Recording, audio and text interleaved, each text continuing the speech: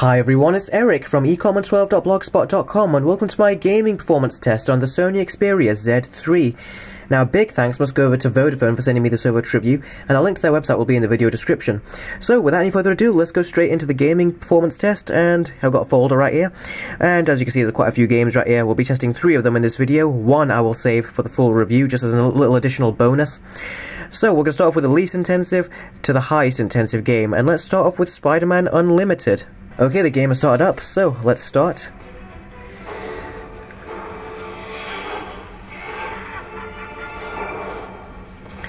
And all I'm going to say is the colours on this display look absolutely phenomenal. These are some of the best colours I've seen on a display ever on a smartphone. Very responsive, and this, I gotta say, this actually plays the best, much better than I've seen on any other smartphone. This game just flies on this device. And you kind of expect that, as Spider-Man is the property of Sony Pictures, so for Sony to release a smartphone, it would have to run the best on their devices. But yeah, it looks the best and runs the best on their devices right here. As you can see, this is a great example of it. Oh, I just love this. Temple Run and Subway Surf, really need to take notes about this. Okay, let's see. Amazing comic book graphics on this. They look really, really good. And you guys all know my opinions on this game. If you see my other gaming performance tests, I really do love this game, and I just like this so much. Beating the crud out of the Green Goblin, that is just awesome. But as you can see, the game runs beautifully on this device. It looks absolutely beautiful, and nice voice acting as well. And overall, this game just runs perfectly on this device, and I know we're near the bottom of the milestone right now, but we'll move on and test more graphic-intensive games on this device. So, let's move on to the next one. Okay, let's move on to Asphalt 8 Airborne. Okay, the game has loaded up, and now let's see how it runs on the Xperia Z3. And again, I'm just going to say, the colours look absolutely beautiful. It looks so vibrant. This is quite interesting right here. The game runs quite well, but there is a stutter I am noticing as it goes on. It's not hardly a deal breaker at all, but I'm noticing that there's some drop frames, like it drops about 5, maybe 10 frames, just for 1 split second, and the game actually stutters for that very short amount of time. That is quite interesting for a device like this to actually do that. And yeah, apart from that, it looks great. The performance seems to be good so far. No real problems, apart from that one I just mentioned. And yeah, it looks absolutely great. My thoughts on this game, you all know my thoughts on this game if you see my other gaming performance tests.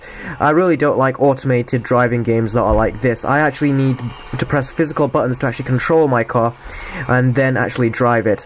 So this is for those that are like very casual players, like to play games on their smartphones, and they don't mind the control scheme of this, then they'll have a good kick out of it for a few matches. But to say the truth, this really is not my type of game at all.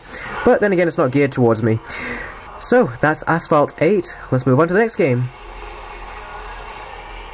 Okay, this is the one you've been waiting for. The Amazing Spider-Man 2. Okay, the game's loaded up, and let's see how it runs on this device. It should run great, especially with Spider-Man Unlimited running great for being a Sony sort of like product. So, let's take a look. I'm going to actually pick this up to actually play this properly. This game is so controversial on many devices, it never runs properly the way it should. Let's see how it runs here. The game's got a bit of a different design change since I last played it, actually. Oh, did I just throw him off the building? Man, this Spider-Man's lethal. I didn't think that would happen. Jump. Okay. Oh, that was a very underwhelming fight, actually.